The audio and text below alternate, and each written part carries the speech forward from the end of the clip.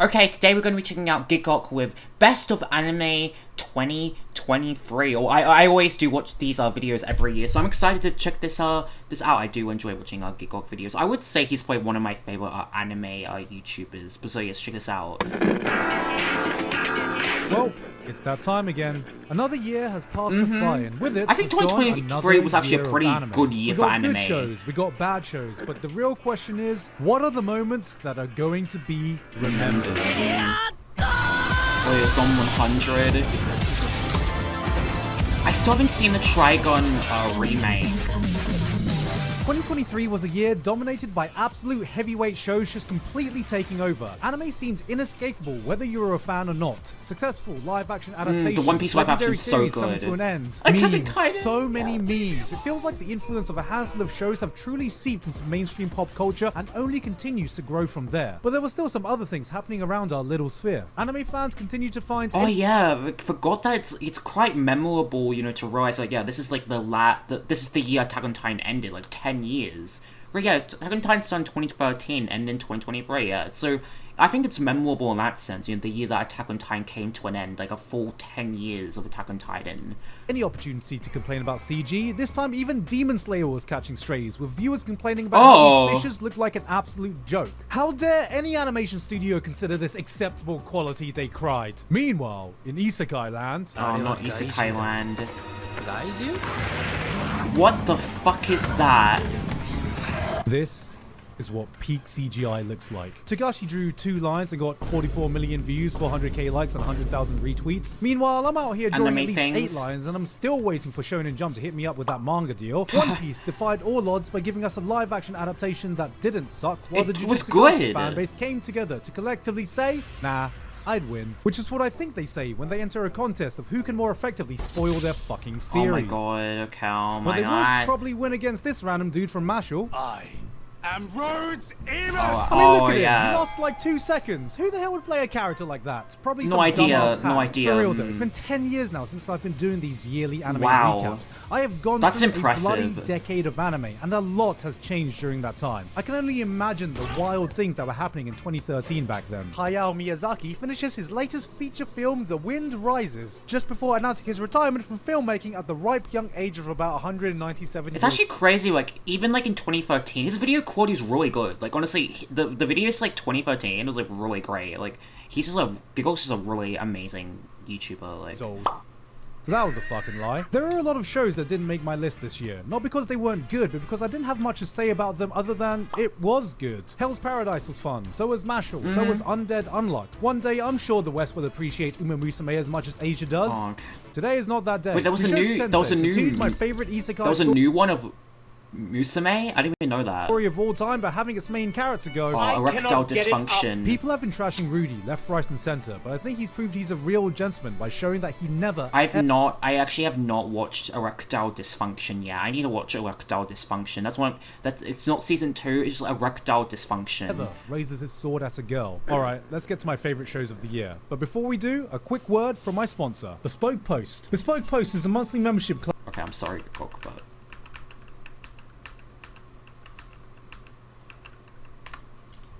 Is it so top 13? And now, back to the video.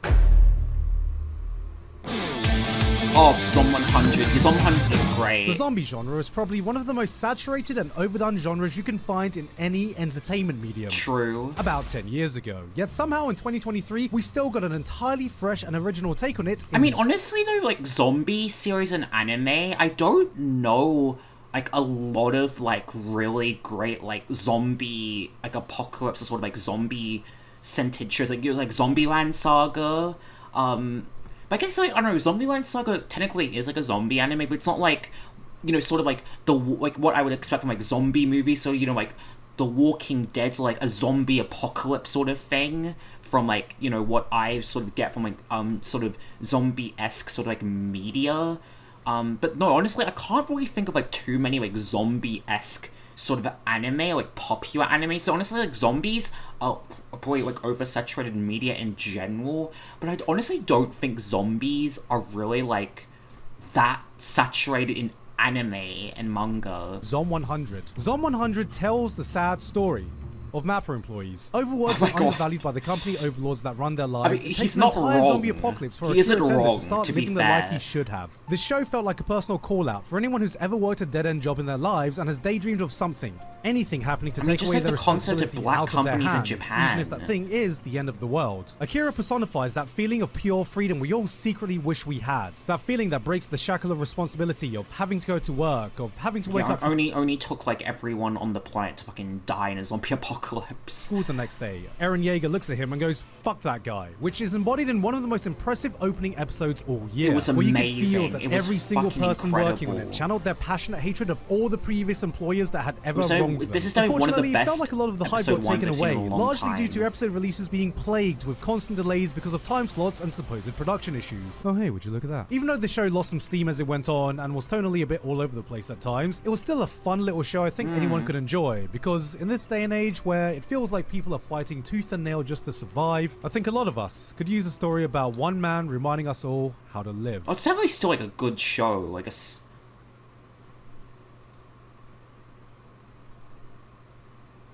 The most respected genre in anime, but this year we saw the 100. What was that? Why was it silent? Wait. I don't. Is that me or is that the video? Why is it silent? The most respected genre in anime, but this year we saw the 100 girlfriends who. That was weird. Is that me or the video? It just went silent for a few seconds. Love you, come along, and personally made sure that it never will be. This is the story of a man who got rejected so many times. I've not watched this show. Honestly, I enjoy like just trashy sort of like rom-coms, like romances like this. I might have to watch this. Who had such negative riz, God took pity and gave him 100 different girls he had to date or they'd all die. This was like watching someone dying of thirst in the desert, and then God goes, "Alright, I've got a solution." I'm listening. Just fucking drown him. But what God didn't plan for is that he chose someone who could chug the ocean dry and still have room for more. 100 Girlfriends has a concept so dumb, it will need to be as batshit crazy as its own premise to even have a chance at making it work. And that's exactly why it does. It's stupid, it's unhinged, it knows exactly how insane it is, and then runs with it 10 kilometers past where it needed to go. By all means, this show shouldn't have worked if we didn't have the greatest harem protagonist to bring it all together. Yes, we were Grace with the apex of boyfriends. Wait, how did that even happen? How does that even happen? Look, he's putting his hand out towards her, and now he's grabbing his face, like, but it looks like he's reaching high and he's reaching lower. I don't even know. Yes, we were Grace with the apex of boyfriends, the partner she tells you not to worry about. He may look like the most unthreatening guy possible, but watch him be like, "Don't worry, I come in peace. Hi, what's your name?" Peace. It's rare for me to laugh at a comedy anime, and even rarer when it comes to lowbrow harem rom-coms, but 100 Girlfriends was a showcase of how to do a parody correctly. Reinforced by Bibury Animation Studio doing a bang-up job selling all of these jokes in the anime animation studio? I've never heard of that studio. They went studio. above and beyond, and I can't wait to see how they adapt the manga beyond the whoa, wait, what? Why are you all running away? What the fuck is that? Wait, is that a real panel? What the fuck?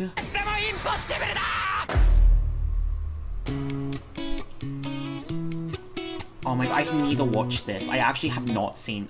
I've watched the original Trigun, and I haven't seen Trigun Stampede, which is probably a crime. That, like, I literally seen the original. I wonder if there's people that have watched this and haven't seen the original. I think you should watch the original Trigun before watching this. The original was so good. The original 90s one was so good. 3D animation comes in two tiers. No. There's the Berserk 2016 tier. No. The show is so disastrous it has scarred the anime community from 3D anime to this day. And then there's this. The aesthetic that looks like one of those games I apparently won't last 5 seconds playing. The real ones know though that Studio Orange has been out here creating their own tier. Every project they seem to continually push Beastars is so themselves, great. one up Beastars is themselves. amazing. And Trigun Stampede is their best looking show Oh, it was on yet. Orange? Not just with some of the jaw-dropping I didn't know action Studio sequences Orange and did it. camera work, but small micro expressions and camera animation, they give their That work looks- just it a looks bit good. more It life. actually looks They are really still good. continuing to push the boundary of what Definitely is need to possible in a watch 3D anime in every way possible. When I got the lucky opportunity to talk to a producer at Studio Orange, she called themselves the hentai of the anime industry. And, well, that's pretty accurate because what they've done with Trigun Stampede has got me bricked up. Alright, but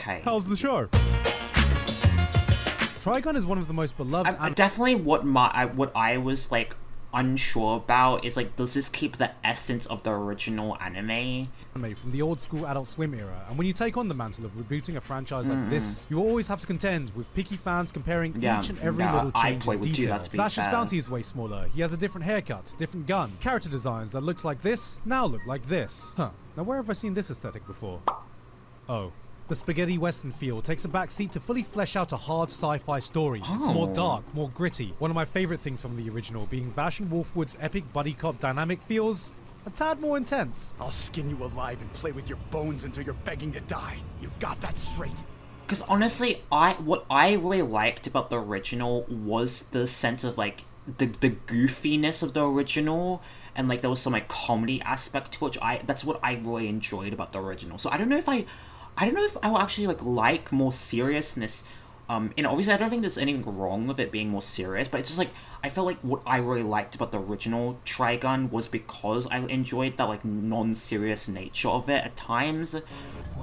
Make no mistake, this is an entirely new Trigun, but one thing I can always respect is when a reboot tries to do something different that is true. And by the end of the season, it becomes abundantly clear what all these changes. If it's like can be it's its own show, God damn, did it leave me wanting it can more. stand alone In a as its time where I own feel like thing. we're getting starved of good, hard science fiction anime, this has to be one of the most unique and interesting sci-fi worlds we've seen in years. And I honestly think the way things are set up, it has the chance to do even more than the original did if it gets future seasons. When people remember Trigun, they say, oh yeah, Trigun. I freaking loved Trigun. But if you ask them before that what they recommended we go back and watch, Cowboy Bebop, Full Metal Alchemist, Trigun has always been on that second or third echelon of recommendations. Honestly, I think I've always enjoyed. I think I've always said that I like Trigun more than Cowboy Bebop. And the classics, and I fully believe that with what Studio Orange have set up with this season, it has the potential to go up to this tier.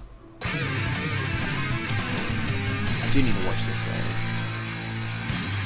I've been slacking on my anime. On number 10. Oh, of course. There were few anime last year that exploded onto the scene as fast as Oshinoko did. Oh, Our hearts were Oshinoko torn to shred fucking in a tragic 90-minute opening blew up. episode. A new meta was formed as anime companies saw the feature-length opening premiere and said, wait, you can do that?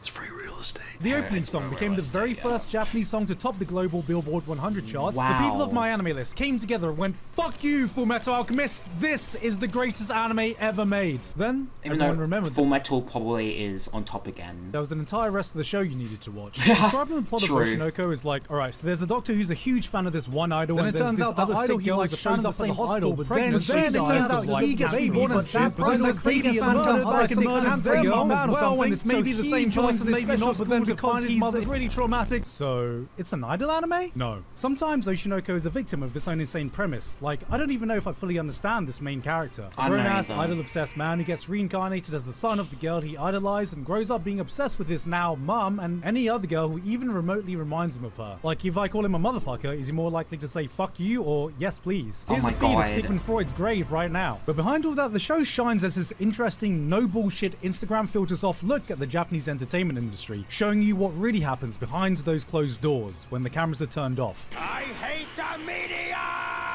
This was the show that tricked everyone into thinking they were watching another idol anime, when in reality it was almost the complete opposite. And the real ones know the true thing single-handedly elevating the reputation of idol fans in 2023 is the sheer existence of Aoi Todo. With how popular this got, I find it interesting how much I heard this title being thrown around last year when most people saying it probably didn't even know what an Oshinoko is. See, in Japanese, Oshi means a person who I support, and in idol culture is normally used to refer to someone's favorite idol. So the term Oshinoko has a clever double meaning. I mean, I think a lot of people just in VTubing, I think that's what, like, the VTubing community, that's when you understand what Oshi means, as in like Oshi as like your favorite VTuber, like Oshi as in like an idol that you support. Yeah, my favorite idol. So I think that's how a lot of like Western fans probably know Oshi, as in like, you know, because VTubing fans, because it's a big thing, like VTubing culture. All my idol's children, which both perfectly describe the show. Basically, what I'm trying to say is Oshis are worshipped in idol fandom in the same way that Taylor Swift has become the Jesus for white women. Not wrong to be fair.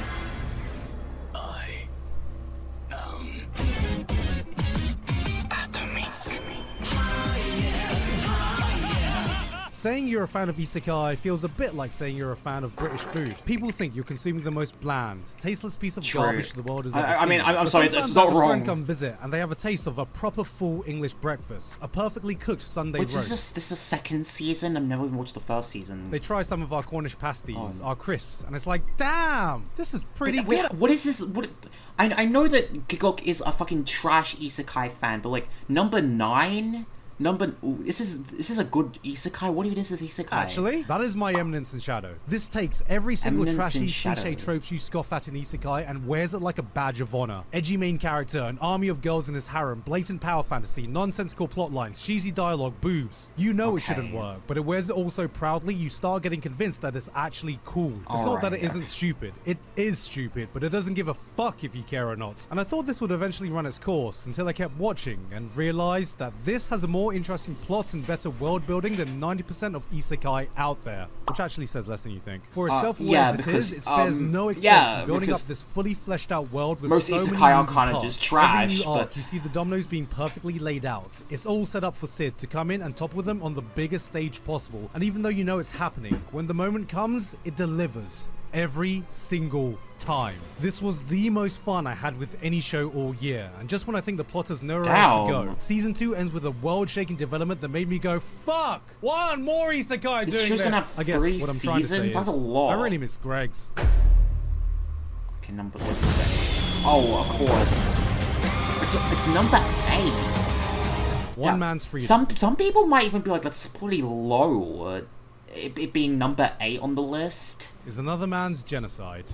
Eren Yeager, probably. Attack on Titan ended this year, and the internet had opinions. If you browsed Twitter, you might have thought half the people either think this was a masterpiece ending, no flaws, 10 out of 10, we all won, we all lost. Eren is a bird. Or this ending ruined the series, ruined the characters, made the entire show pointless, spat on the legacy of everything he had done. It's the same thing when the manga ended. I was a manga reader at the time.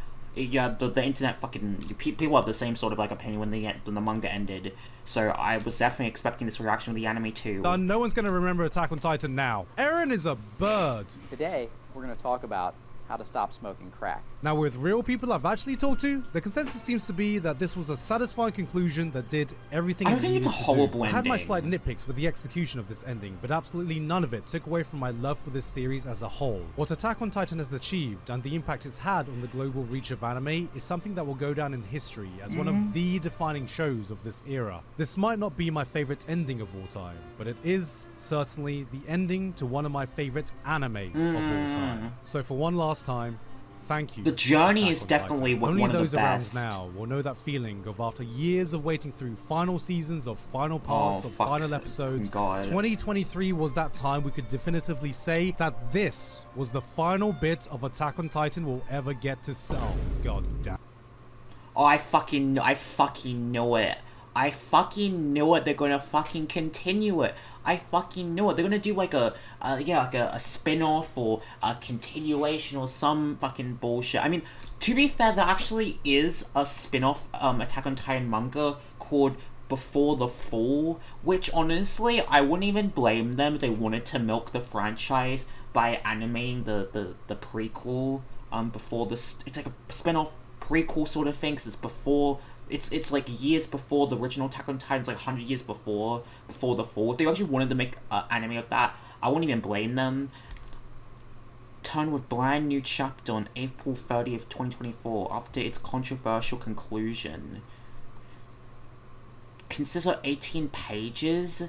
What are they supposed to? What is it going to be? What's going to be added to it? What more is it going to be? I don't fucking know. Damn it. Okay, number 7. Oh, yeah, Skip and... I really love Skip and Loaf. Sometimes you just need a dose of wholesomeness to brighten... Skip and Loaf is just a great slice of life. I really enjoy this show. Up your day, but being a dude watching anime can sometimes feel like... So what anime have you been watching? Oh, I'm watching this anime called Skip and Loafer, and it's just one of the most cute and adorable...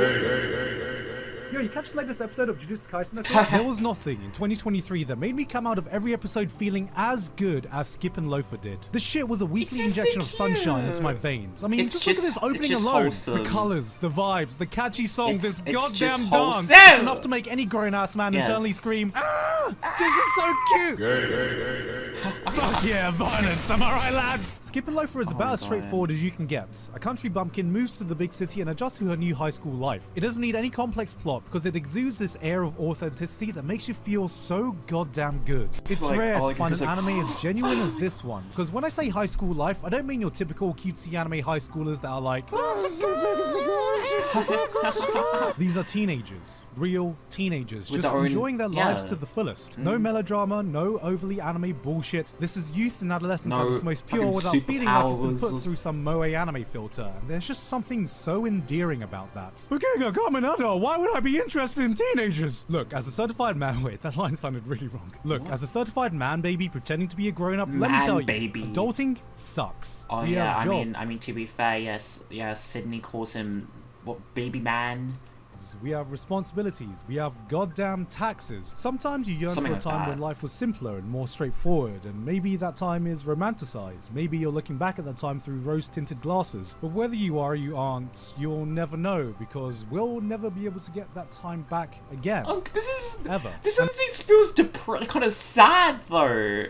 Like you know, like watching this and enjoying it because it's sort of like, in a way, it's like looking back in sort of like your high school days. I'm like, I mean, some people feel like they peaked at high school, so it's like it's sort of can be like a bit depressing in that sense. Like, And it's those little moments, those Like a simple time in your times life that you cherish and miss. reminisce about, that this show encapsulates perfectly. Like, there's this one scene where our main girl comes home for the first time during her summer break. She stayed up way too late catching up with her friends and slept in, but it's alright. Her mum's taken the day off and she has the whole summer ahead of her. So on this boiling hot day, her mum slices her up a watermelon, and the episode slows down to a crawl as we see her just taking a moment to enjoy this watermelon while the sounds of summer ring on in the background.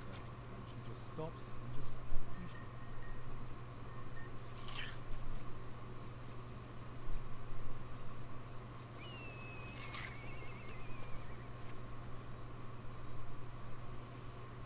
姉ちゃん、ふみちゃん来たよ。あ、ごめん、ふみ。ちょっとだけ待って。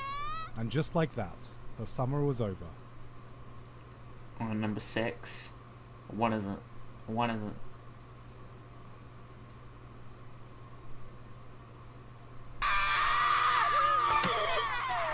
When anime wants you to know one of its characters is crazy, it goes. True. When anime is trying to hint at something important, it's like. Oh man. Subtlety in anime is using a chainsaw to dice an onion. But what happened? Oh my god, they got flashbacks to Erased. Yeah, Erased fucking definitely did that. And ruined its own show with doing that. It was me!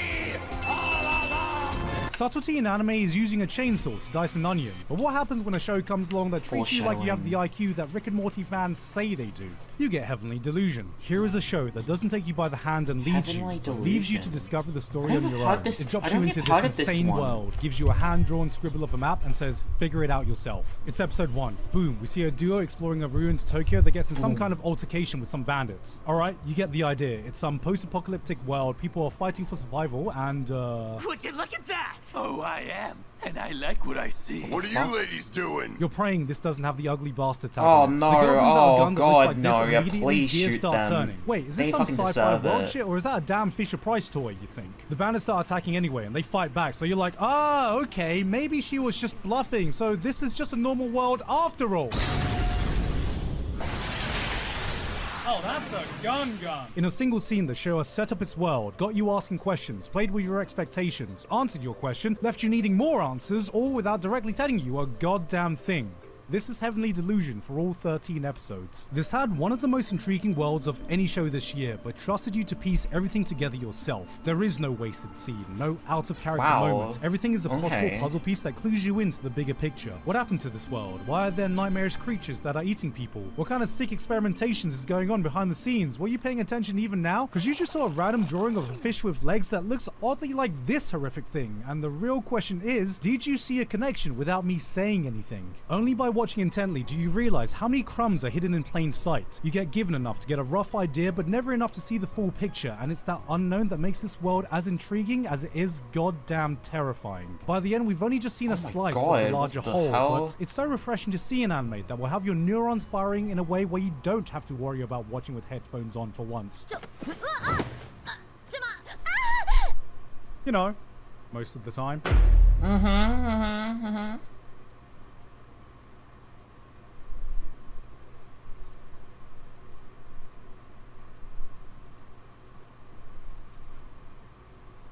And I don't want to watch these Chinese cartoons, but in 2023, anime went, alright, but what if we had Chinese cartoons?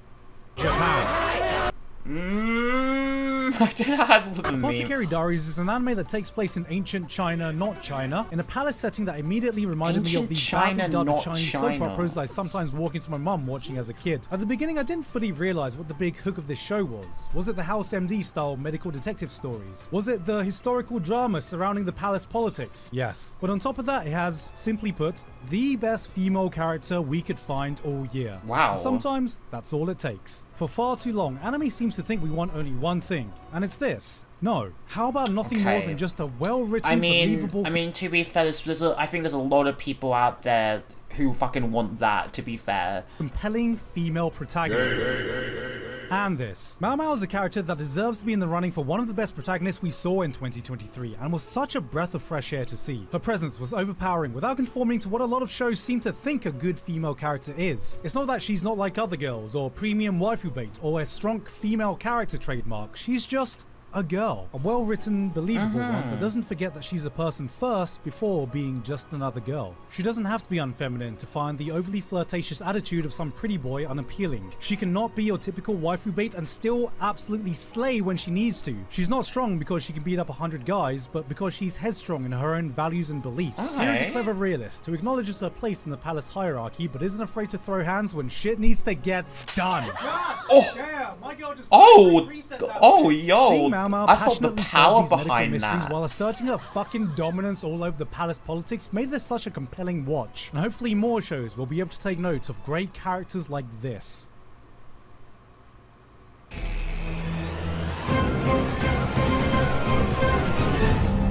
Wait, there was an anime of this?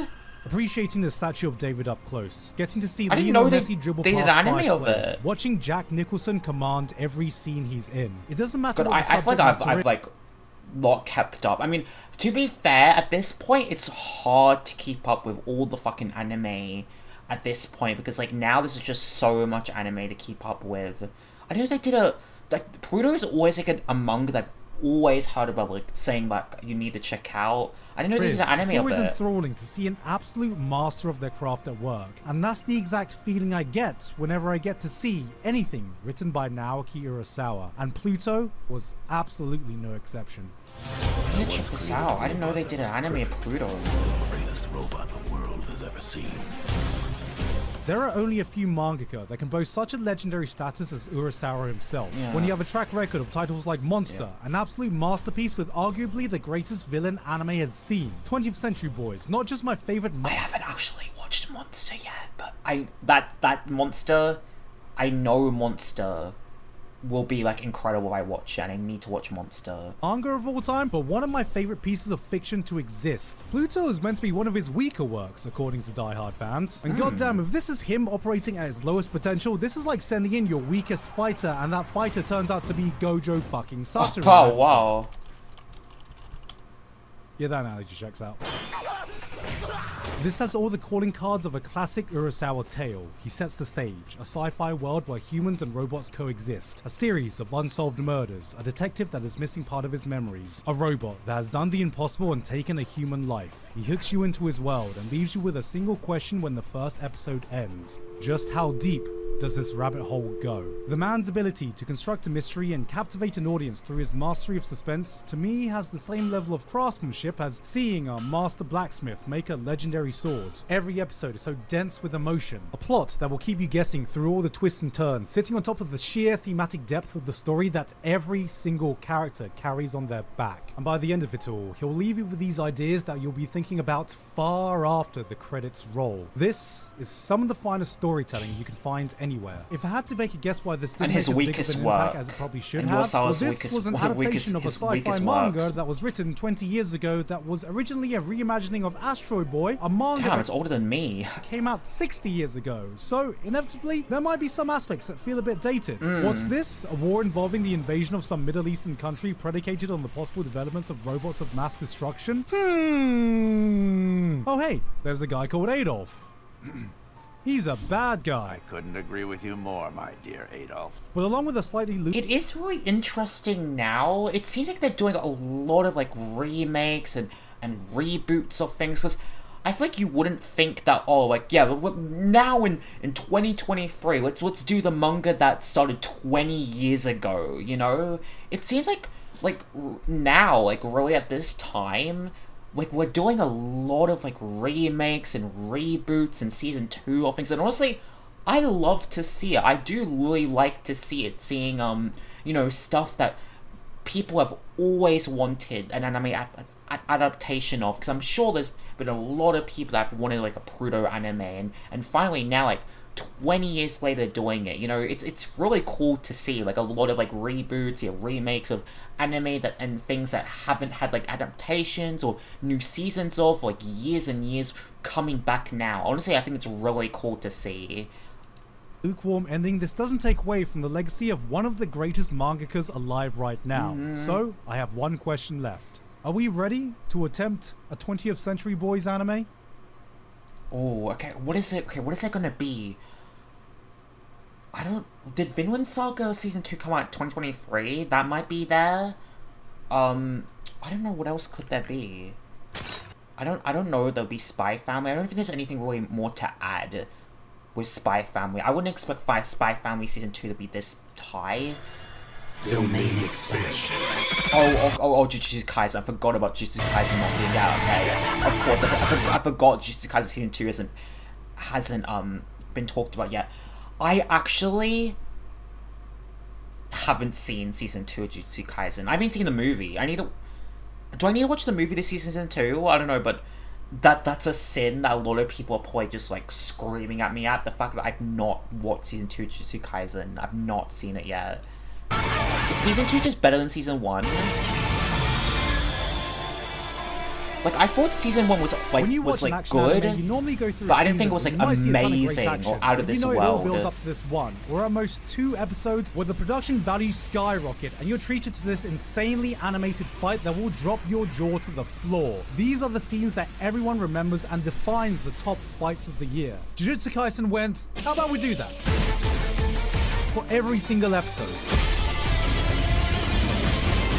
I don't think I've ever quite experienced the collective adrenaline-filled ride Jujutsu Kaisen Season 2 has given me. You put on an episode and be watching some of the sickest shit that's ever been put on screen, and you think to yourself, there's no way they could ever top this. And it's at that moment the show will look you dead in the eye and go, I'll fucking do it again. And then it does. Again and again and again and again and again and again. So many amazing moments, so many sick-ass scenes. Midway through the season, the hype got to me, and I excitedly tweeted out, it should be goddamn illegal for an anime to go this hard. Damn. That was the same day all this came out. One of the biggest talking points has been Mappa's treatment of their animators during the season, and I think it's a testament to the blood, sweat, and tears poured into this that we got a product this fantastic despite the hellish working conditions they were going through. Demon Slayer, Mob Psycho, this may not have gotten the opportunity to be as polished as shows like that, but it is unmatched when it comes to its raw stylistic flair. Every single fight has a unique identity not constrained to one genre of action. This we got animation gritty does hand-to-hand look combat, fucking citywide god-tier. disaster-level brawls, insanely unique powers, idle dance beatdowns, there was a mecha fight, a fucking mecha fight in a shonen anime. The amount of hype, the amount of fucking sheer disrespect. We got fucking rabbits throwing hands. This was one of the greatest showcases I've ever seen of, for lack of a better term,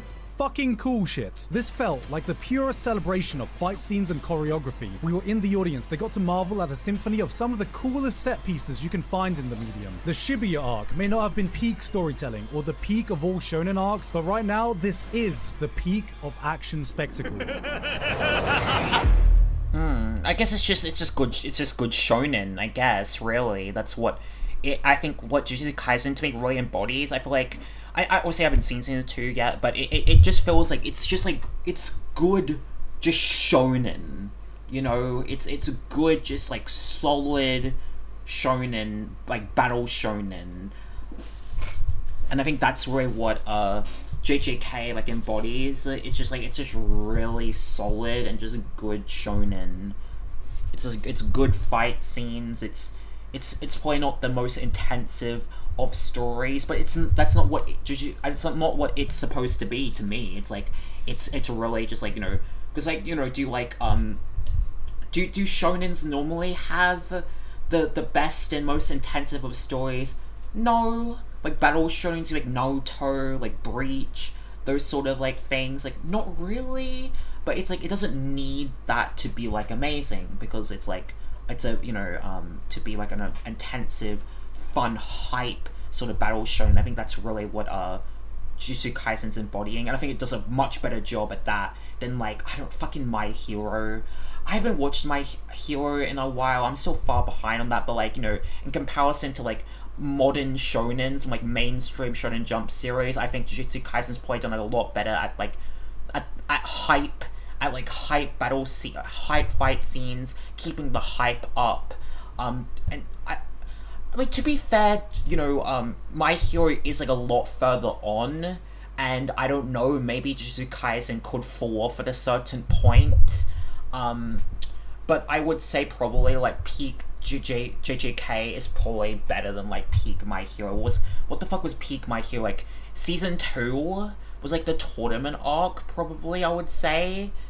I think Jujutsu Kaisen probably beats it out. I mean, I haven't seen season 2, but I would still say it's probably better than My Hero.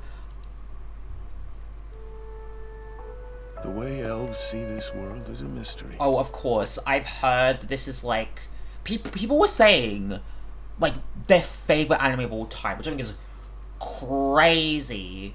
That like, I need to check this out. It's like, it's one of those shows, like, that they voted above like Brotherhood. To be fair, they did that with Oshinoko too, and Oshinoko definitely is not number 1 anymore, so I'm not like using that as like a bar to entry and saying, oh yeah, this is like the best anime of all time, because I swear every year there's like one anime that people like vote as like number 1, and it overtakes Brotherhood, and then Brotherhood just takes it back after like a while. So but there are people that I've genuinely seen who have like put this like as their favorite anime out. I think do need to check this show out. It's solely because of you that this retired hero could have one final adventure. I do need to check this show out. So there's a lot of these I haven't seen, which just shows I've kind of just fallen off of anime. Frieren opens on the story of an elf girl who takes for granted the time she has with the people around her. Decades pass in the blink of an eye, her companions age, and before she has the chance to fully get to know them, they're gone. Oh. It's a regretful, poignant tale that shoots straight to your goddamn soul. And then the opening's like,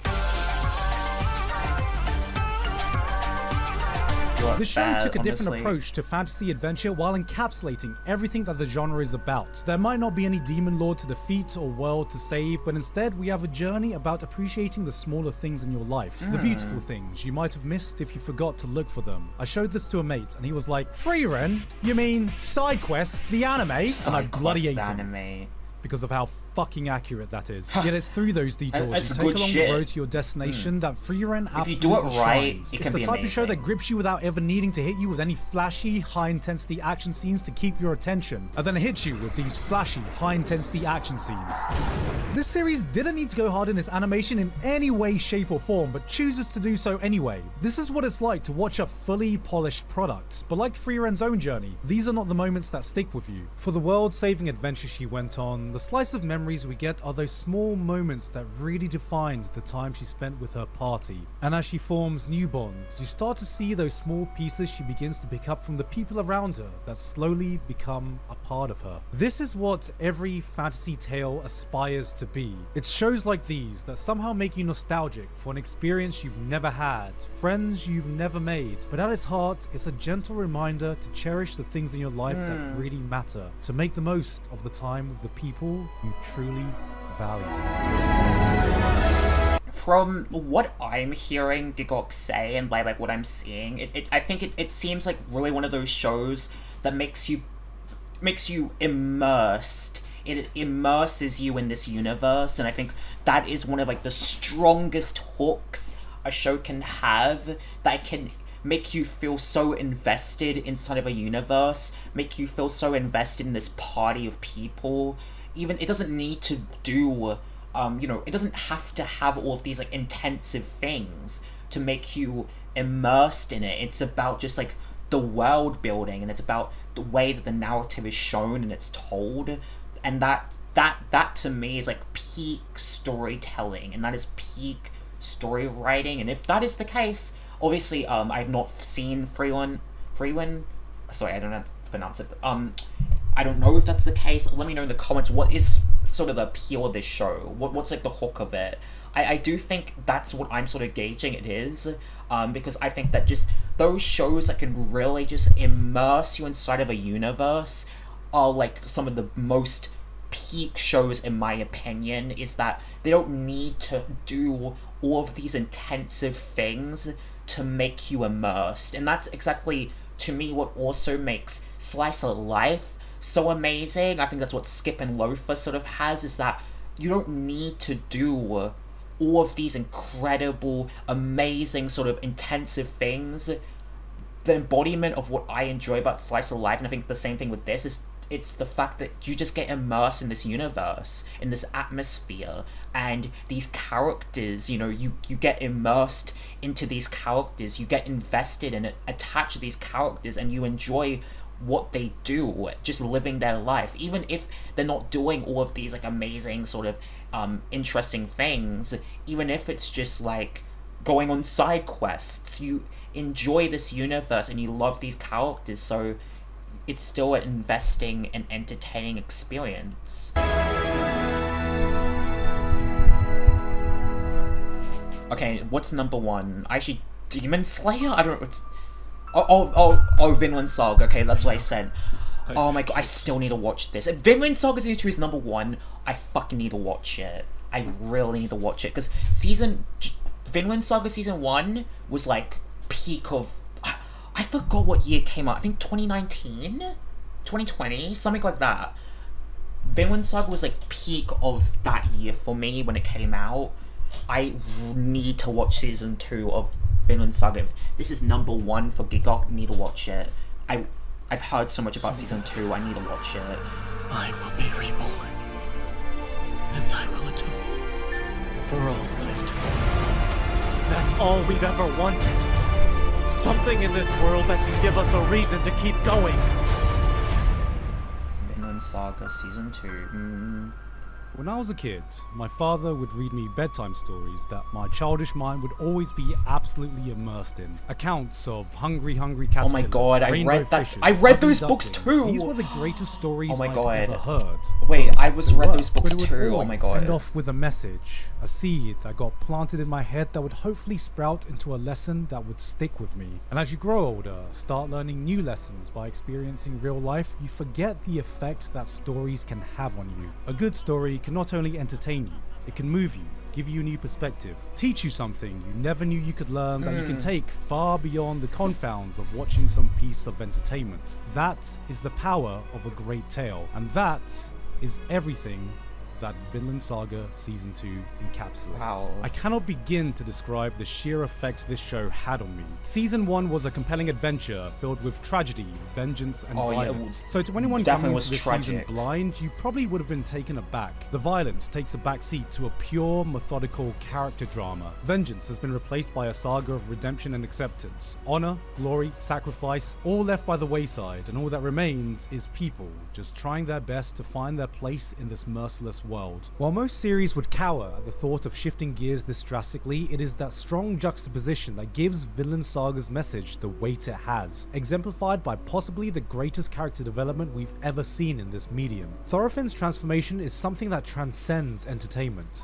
A man who starts off as a shell of a human, broken, empty, unworthy of redemption, but through every person he meets, every relationship he forms, he starts to learn to pick up the broken pieces of his former self that slowly but surely fill his soul out. As you see him encounter conflict, you'll secretly wish for that instant gratification that he'll revert back to his previous savage self. But as you witness this journey of a man fighting so desperately to find peace, who learns that it's okay not just to forgive others, but to forgive himself as well. It becomes an experience that will linger with you and invites you to find your own solace. Wow. Watching How much has he aged in season 2? Vinland Saga feels like I'm getting read the greatest bedtime story ever told by my dad. It'll grip you with the purest of tales packed with nothing but raw human emotion that will leave your heart filled to the brim. And by the end of it all, it gives you something, a message, a lesson it earnestly hopes you can take with you. It reminds you that change isn't just something that exists in the boundaries of a fictional story. It doesn't come easy. It's a long, hard, unforgiving road, but you can get there, even if every day you only take one small step at a time. We will always find a reason to fight each other, no matter what time period we are in, weapons we can use, or tools we have at our disposal. But no matter how broken you think the world is, there is still meaning in trying to build a better tomorrow. Wow. Maybe tomorrow I can make a brighter day come. Maybe tomorrow I can be just that little bit kinder. Maybe tomorrow I can become a slightly better version of myself. Wow, that was beautiful. You are wow. capable of letting go of that Oh my hatred, God. even if that hatred is towards yourself. Wow. I You think have no enemies. Wow. I think what kind of honestly with like the tone shift and everything, which I think works, is that it honestly kind of feels like in a sense of like what sort of the aftermath of like war would be like, and sort of like finding meaning in yourself after war, you know. And I think that's sort of in a way to put like real life connotations into Vinland Saga. It's sort of like how I kind of feel like looking in of what the aspects of like, you know, being in a war and then after the, you know, being a soldier in war and then after the aftermaths of the war, and sort of picking yourself back up and building yourself and sort of like transitioning back into a peaceful life, you know. And I think that's sort of what, I don't know, so that's kind of what my sort of idea of like what to me it kind of feels like. I mean, I haven't watched it yet, obviously. This was an amazing video. Gigok always makes peak anime videos every year. He just, it's better and better. Like, he's always just so like solid with everything every single year. 10 years, it's so impressive. So yeah, let me know down in the comments what your guys' favorite animes of 2023 were. If there's anything you would recommend me to watch or check out from 2023, because I may probably haven't seen it anyway. So yeah, thank you guys so much for watching. Let me know in the comments if you guys would like to see me do more anime related videos. So yeah, thank you guys so much for watching, and I'll see you guys in the next one. Bye bye.